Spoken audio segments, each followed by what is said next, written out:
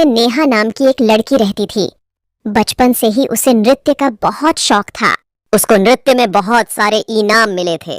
उसको नृत्य के अलावा कुछ भी अच्छा नहीं लगता था। एक दिन उसके स्कूल में नृत्य की प्रतियोगिता थी और उसे फर्स्ट प्राइज मिला।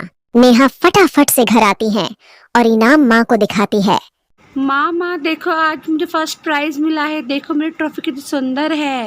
पूरा हॉल ताड़ियों गड़गड़ाहट से गूंज गया था और सब लोग मेरे डांस की बहुत प्रशंसा कर रहे थे। टीचर भी मेरे डांस से बहुत खुश थे। माँ, नेहा माँ को इनाम दिखाते हुए चहकती हुई बोली, वो तो मुझे पता ही था कि मेरी नेहा ये कंपटीशन जीतेगी। आज तक इतने सालों में कोई भी ऐसे नृत्य कंपटीशन नहीं हुआ जिसको तुमने जीता ना हो और तुम्हें फर्स्ट प्राइज ना मिला हो। मुबारक हो मेरी बच्ची, बहुत बहुत मुबारक हो। माँ ने खुश होते हुए कहा। 7 साल बाद नेशनल लेवल की नृत्य प्रतियोगिता जीतने के बाद सब बहुत ज्यादा खुश होते हैं। नेहा आपने पापा से बोलती है कि पापा, कब से हम कहीं घूमने नहीं गए। कुछ दिनों की ऑफिस से छुट्टी ले लो पापा, हम सब कहीं घूमने जाएंगे, बहुत एंजॉय करेंगे। बहुत टाइम हो गया, हम कहीं घूमने भी तो नहीं जा रहे हैं। अजय, हम सब लोनावला वाले फार्म हाउस चलते हैं। कितना समय हो गया वहाँ से गए भी नहीं और वहाँ की देख रेख भी नहीं हो पा रही है। चलो कुछ दिन वहीं बिता जाते हैं। तुम छुट्टी ले लो ना ऑफिस से अपनी। दोनों अजय से बाहर चलने के लिए जिद करते हैं। उनकी जिद के आगे हारते हुए अजय बोलता है कि अच्छा, इस बार तुम दोनों की शिकायत दूर कर देता हूँ। आज ही ऑफिस में 5 दिन की छुट्टी बोल देता हूँ और रामू काका को भी फार्म हाउस की अच्छे से सफाई करने को बोल देता हूँ। ये बोलकर अजय घर से ऑफिस के लिए निकल जाता है और नेहा भी अपने दोस्तों से मिलने और अपनी ट्रॉफी दिखाने चली जाती है। शाम को अजय घर आकर सबको बताता है कि उसको छुट्टी मिल गई है। मोनिका, मुझे छुट्टी मिल गए है। अब 1 सप्ताह सब साथ में मजे करेंगे और तुम्हारी सारी शिकायतें दूर कर दूंगा। सब खुश हो जाते हैं और अगले दिन सारी पैकिंग कर सब संडे का इंतजार करने लगते हैं। आखिरकार संडे भी आ जाता है और सब फार्म हाउस की ओर निकल जाते हैं।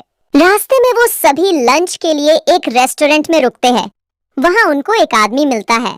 अजय के कार की चाबी खो जाती है और बहुत ढूंढने के बाद भी नहीं मिलती। उसकी रेस्टोरेंट में राजेश नाम का एक और आदमी बैठा होता है।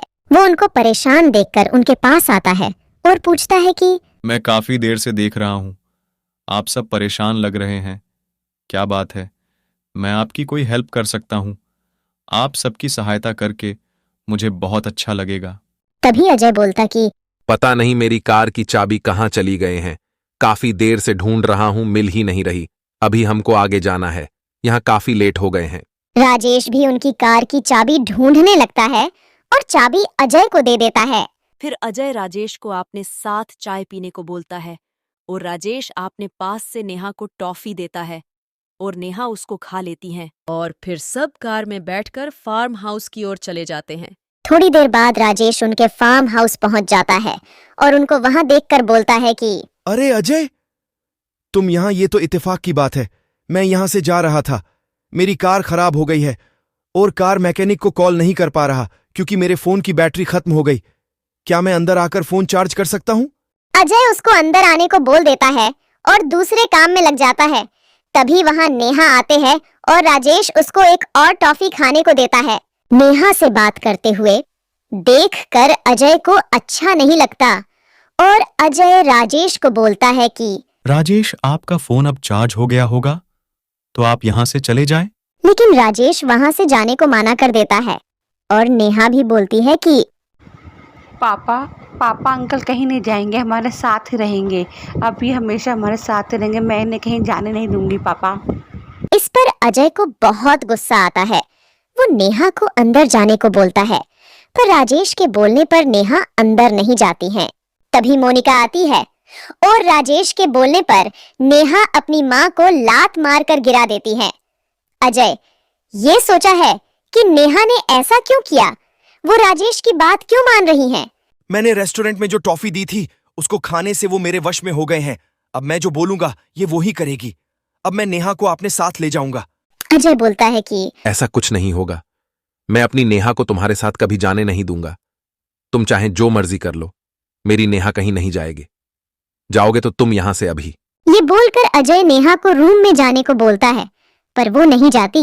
अजय के लाख समझने पर भी नेहा उसकी कोई बात नहीं सुन रही थी। वो तो कठपुतली के जैसे उसके सारी बात राजेश की मान रही थी। अजय नेहा को एक कमरे में बंद कर देता है और राजेश को चले जाने को बोलता है, पर राजेश यही बोलता रहता है कि वो उसकी बेटी को साथ लेकर ही जाएगा।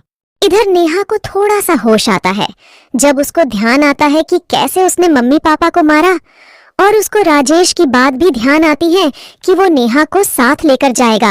ये सोचकर नेहा डर जाती है और कमरे की खिड़की से कूद जाती है और मर जाती है। राजेश के इरादे पूरे नहीं हो पाए। बिना मौत के मरने से नेहा चुड़ैल बन जाती है और राजेश को मार देते हैं।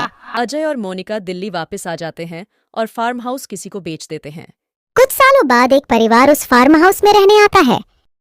माँ, ये तो बहुत सुंदर है। ऐसा फार्म हाउस मैंने आज तक नहीं देखा। रवि बोला। रवि की माँ भी खुश होते हुए बोली, सच में ये तो बहुत सुंदर है और हमें तो बहुत ही सस्ते में मिल गया। दिन भर घूमने के बाद सब थक कर सो जाते हैं। तभी नैना को घुंघरू की आवाज सुनाई देती है। नैना कमरे से बाहर आती है। आवाज ड्राइंग रूम से आ रही होती है।